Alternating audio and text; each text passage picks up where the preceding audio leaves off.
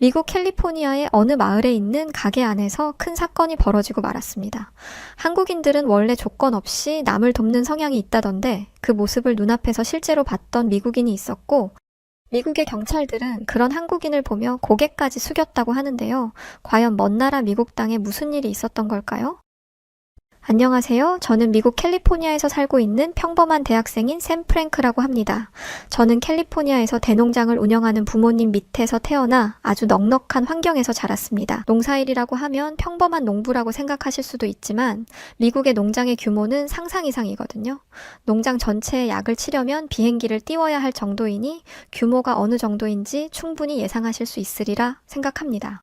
그런 농장을 운영하시던 저희 아버지를 비롯해서 농장에서 일하는 분들 모두 마초스러운 성향을 가지고 있었습니다. 피부는 햇빛에 그을린 구릿빛이었고 육체 노동으로 인해 단련된 신체는 단단했고 듬직했죠. 또 화통한 성격을 가지고 있는 분들이 대부분이라 저는 그런 분들과 가까이 지내는 것이 익숙했고 이런 게 진정한 남자라는 생각을 하며 자라게 되었습니다. 진정한 남자라는 개념이 있다면 진정한 여자라는 개념도 있겠죠. 요즘 같은 세상에서 할 만한 생각은 아니지만 저는 여자라면 공주처럼 다소곳하게 굴어야 한다고 생각했습니다. 왜냐하면 저희 어머니가 그러셨거든요. 어머니는 여자는 꽃이고 남자는 화병이니 꽃은 화병 밖을 벗어나서는 안 된다고 생각하시는 분이셨습니다. 그리고 저를 그렇게 가르치셨어요. 여자는 예쁘게 꾸며야 하기 때문에 머리카락을 잘라서는 안 되며 자신처럼 길고 윤기 나는 금발머리를 유지해야 한다고도 하셨습니다. 특히 여자가 바지를 입는 건 죄악을 저지르는 것과 다름없다는 말씀을 하기도 하셨어요.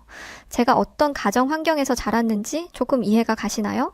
제가 나고 자랐던 환경이 이렇다 보니 자연스럽게 저는 마초 같은 남자가 되기 위해 피부를 그을렸고 몸을 키웠습니다. 실제로 고등학생 때까지는 학교에서 가장 인기 있는 남학생으로 꼽혔어요. 남자 하면 바로 샘 프랭크였죠. 그런데 대학에 입학한 후로는 상황이 달라졌습니다. 저와 눈이 마주치면 얼굴이 붉어지는 여학생들도 없었고 번호를 물어본다거나 데이트를 신청하는 일도 완전히 사라져 버렸어요. 저는 그럴수록 제 남성미를 어필하기 위해 운동에 열중했죠. 그럼에도 불구하고 저에게 관심을 주지 않는 여학생을 뭘 몰라도 한참 모르는 덜 떨어진 애들이라고 생각하기도 했습니다. 지금 와서 보면 아주 유치한 생각이었죠. 이성에게 인기가 있으면 좋겠는데 아무도 저에게 관심을 주지 않으니 왜 나에게 관심을 주지 않냐며 떼쓰는 것과 다름없잖아요.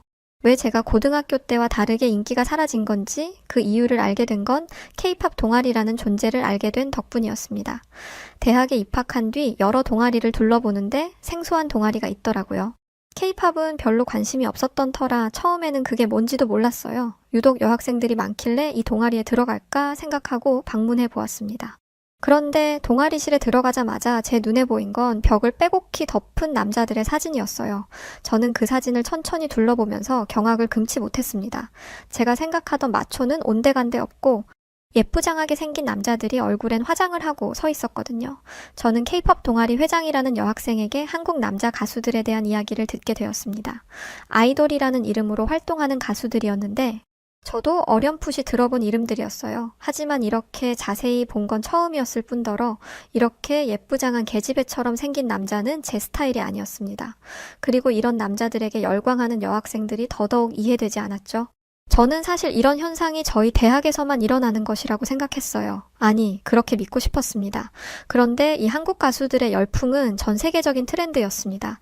저는 한국인들이 남성성을 다 망치고 있다고 생각했어요. 자고로 남자란 여자를 든든하게 지켜줄 수 있는 능력이 있어야 하는데 한국 남자들은 제 몸 하나 지키지 못할 것처럼 보였고 저의 주먹 한 방에 안드로메다로 날아갈 듯 보였거든요. 제 마음은 점점 더 삐뚤어져 갔습니다. 초, 중, 고 시절을 통틀어서 모든 여자들의 인기를 독차지했던 제 앞길을 막는 존재가 한국 가수라는 걸 알게 되자 한국인이라는 존재 자체가 싫어진 것이었죠. 그러던 어느 날 제가 혐오하던 한국 가수들과 아주 비슷하게 생겼던 한 유학생 정민이라는 친구를 보게 되었습니다.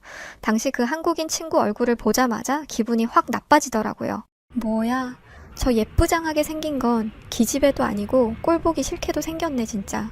이렇게 말하면서 주변을 둘러보는데 제 주변에 있는 여학생들은 이미 그 한국인 유학생 정민이에게 반쯤 넘어간 상태였습니다. 근데 더 기막힌 건 저와 같은 남자들이면 다들 저와 똑같은 생각을 하고 있을 거라고 생각했어요. 하지만 주변에 있던 다른 남자들도 여자애들과 비슷했습니다. 미국 특유의 마초 문화는 미국의 모든 남자들에게 뿌리 깊이 자리 잡고 있는 것이었기에 미국에서는 남자들이 선크림 바르는 것도 놀림거리가 됩니다. 근데 한국인들은 남자들이 얼굴에 화장질을 하고 있으니 꼴 보기 싫었던 거죠.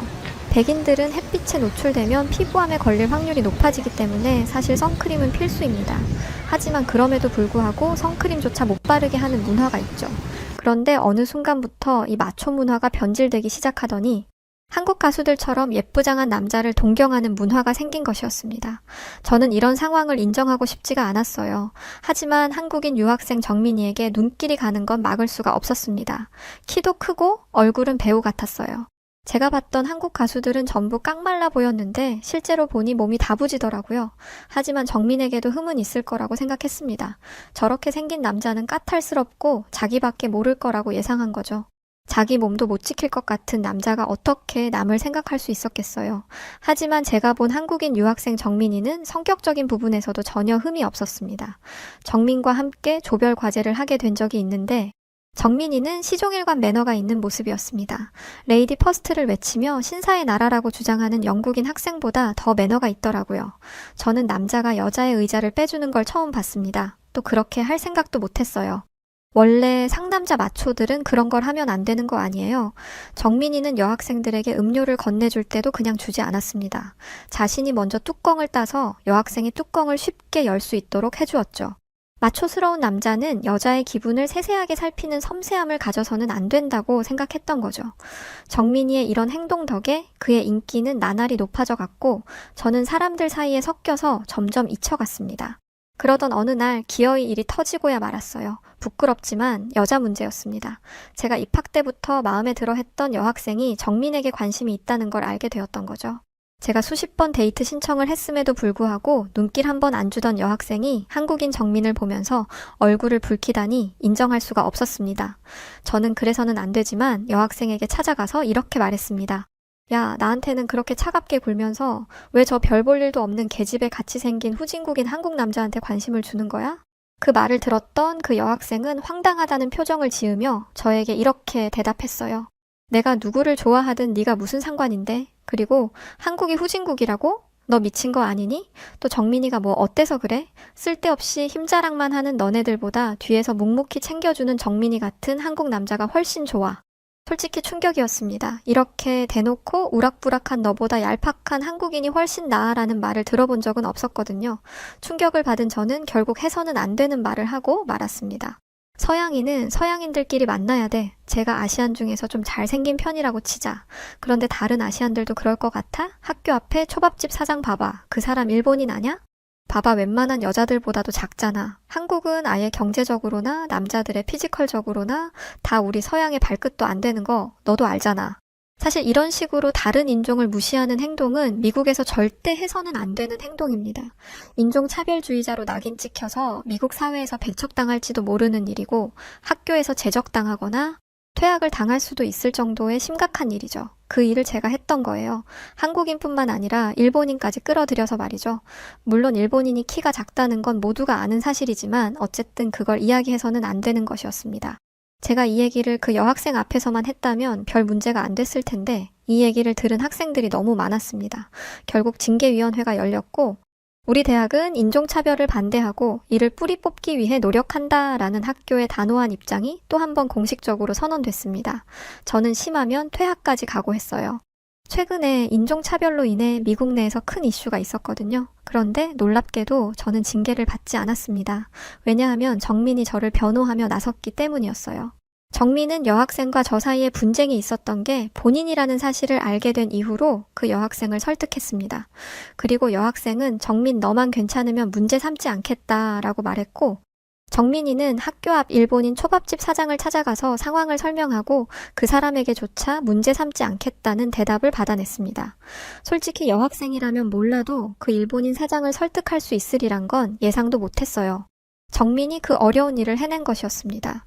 저는 제가 그토록 무시했던 정민이 되려 저를 도와준 것에 고마운 마음이 들면서도 의아했습니다.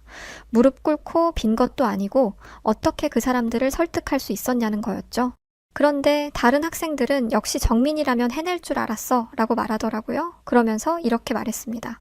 솔직히 정민이 미국 남자애들에 비해 좀 약해 보이는 건 사실이야. 그런데 실제로 정민과 대화를 나눠보면 내면이 엄청 강하다는 걸 알 수 있어. 그렇게 내면이 강한 사람들은 사람의 마음을 움직이는 힘을 가지고 있지. 나도 모르게 그 사람의 말에 동조하게 되고 끌리는 거야. 게다가 그 사람이 매력적이라면 더더욱. 너는 조별과제도 했었다면서 그것도 몰랐던 거야?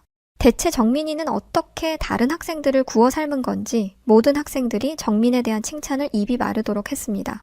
글쎄 정민이가 이번에도 전체 수석을 했어. 그리고 차석도 한국인이래. 세상에 한국인들이 공부를 잘한다는 건 알고 있었는데 모든 한국인들이 이럴 줄은 정말 꿈에도 몰랐지. 저는 정민이 심지어 공부조차 잘할 줄은 몰랐습니다. 마초는 나가서 운동을 하고 땀을 흘려야지. 앉아서 공부하는 건 영 마초답지 못한 것이었기 때문에 저는 공부에 그렇게 관심을 갖지 않았어요. 장학금이 없어도 부모님 돈으로 충분히 등록금을 낼 수 있었으니 성적에 미련이 있었던 것도 아니었죠. 부모님이 대농장을 하시기도 하고 저도 그 일을 물려받을 거라서 관련 학과에 특채로 들어간 거라 애당초 제가 다니던 대학에 공부로 들어간 게 아니기도 했습니다. 정민은 공부에서조차 저보다 월등하더라고요. 그리고 제가 그토록 무시하던 한국인들이 저를 포함한 미국인들보다 높은 성적을 거두고 있다는 게 신기하면서도 믿기지 않았습니다.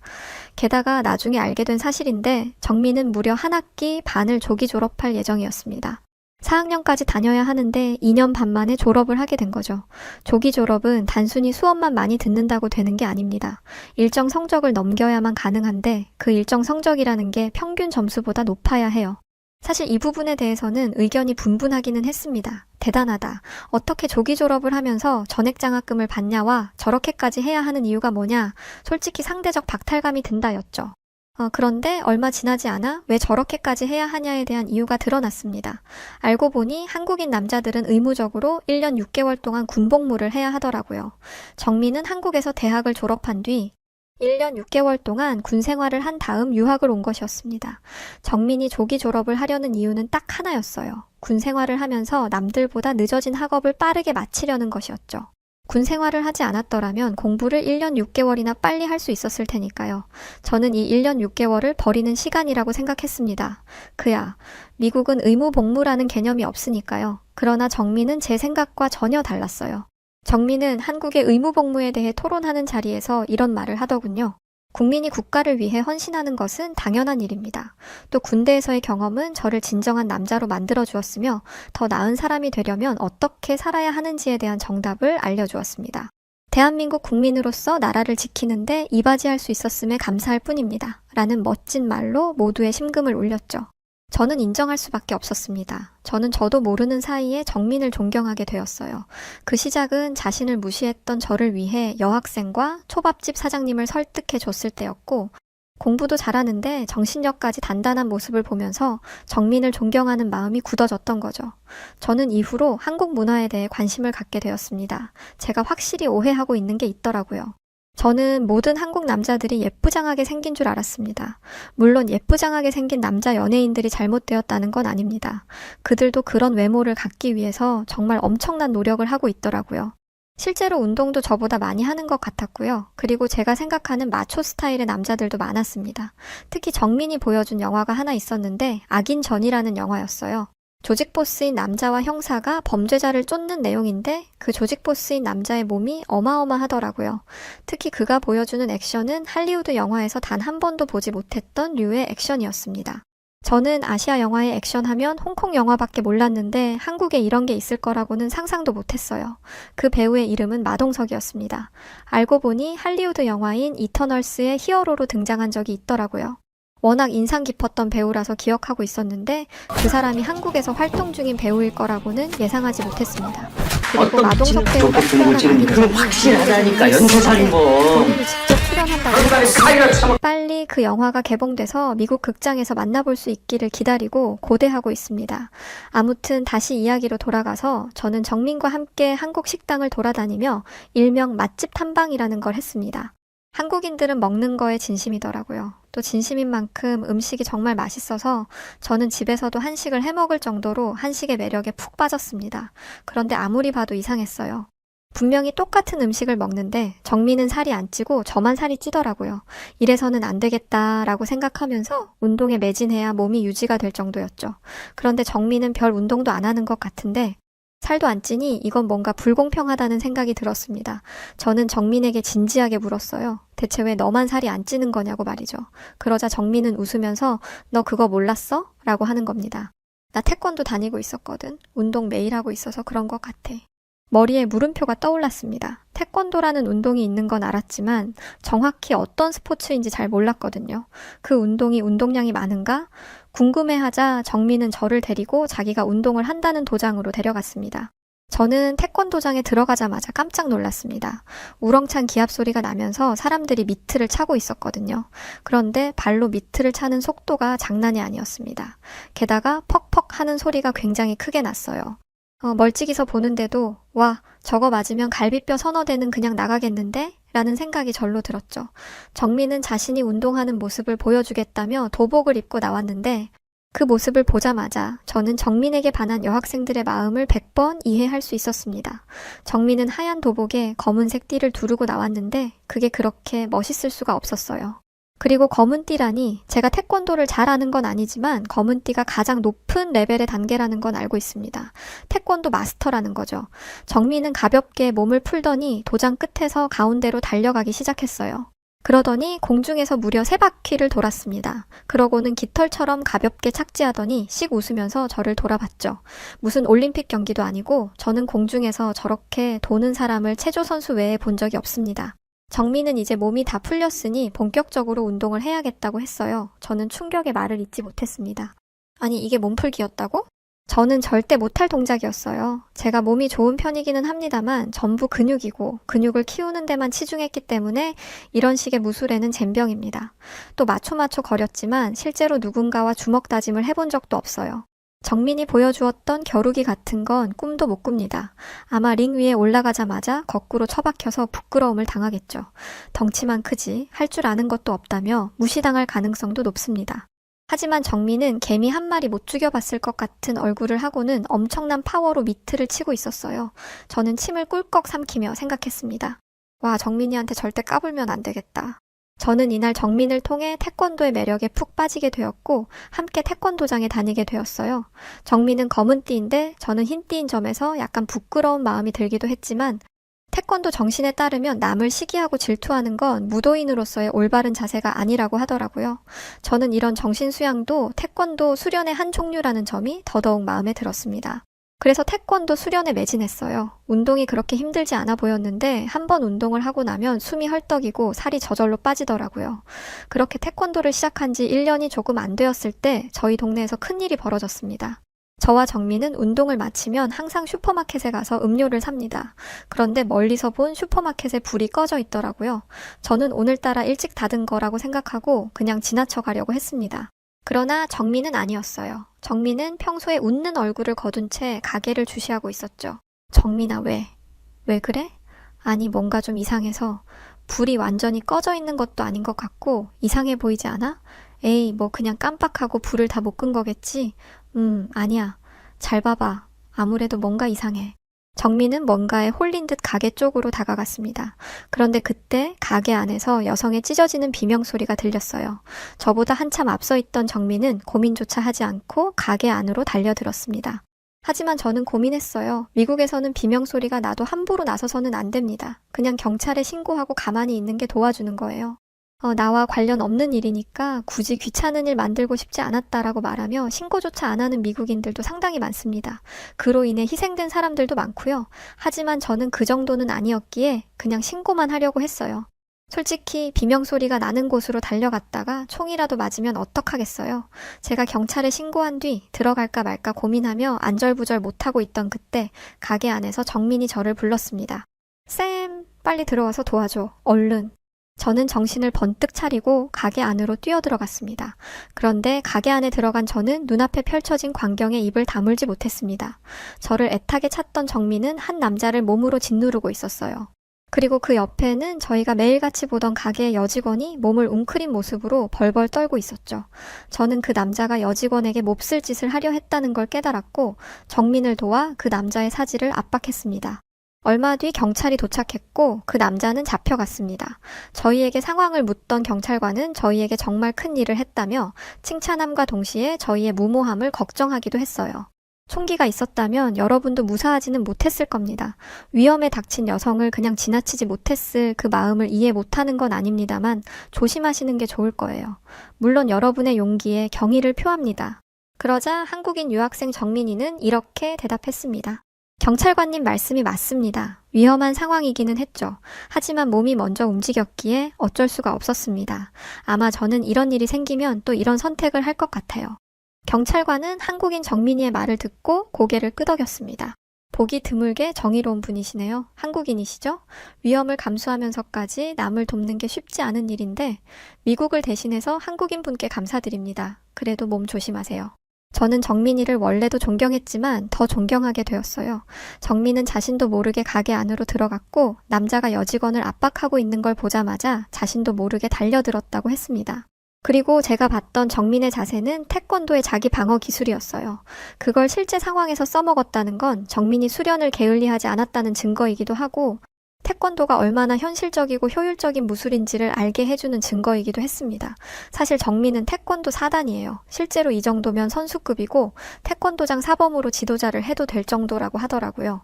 한국에서는 아이들의 체력 증진과 정신 수양을 위해 태권도에 보낸다고 하던데 어렸을 때부터 수련을 게을리하지 않았다면 이런 상황에서 한 사람 정도는 충분히 제압하는 게 가능하겠다 생각했습니다. 그리고 정민이 매사에 예의 바르고 다정하게 행동하는 것도 태권도 정신 덕분이겠다는 확신이 생겼어요. 권투한답시고 까부는 애들은 자신들의 힘을 함부로 사용하는 경우가 허다합니다. 실제로 복싱을 하는 애들이 길 가는 행인들에게 시비를 걸어서 한 사람이 식물인간이 된 사건도 있었죠. 하지만 지금까지 단 한 번도 태권도 유단자들이 누군가를 해쳤다는 기사를 본 적이 없습니다. 나는 시비가 붙으면 사실 그냥 자리를 피해버려. 그 사람들 입장에서는 도망간다고 생각하겠지만 그래도 상관없다고 생각해. 내가 쓴 태권도 기술에 그 사람들이 다치게 되는 건 원치 않거든.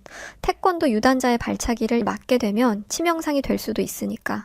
저는 정민의 말에 100번 동의했습니다. 실제로 태권도가 전 세계 무술 중에서 발차기가 가장 강력하다는 건 이미 실험 결과로도 나와 있으니까요. 이날 이후 정민은 완전한 스타가 되었습니다. 학교의 모든 학생들이 정민이를 영웅처럼 떠받들었죠. 당시의 상황을 묻는 사람들도 많았습니다. 만약 그 대상이 저였다면 저는 어깨를 으쓱거리며 뭐 이 정도 가지고 호들갑을 떠냐라고 하고 다녔을 거예요. 하지만 정민은 그러지 않았습니다. 자신에게 당시의 일을 물으며 대단하다 엄지를 치켜 올리면 정민이는 항상 이런 말을 했습니다.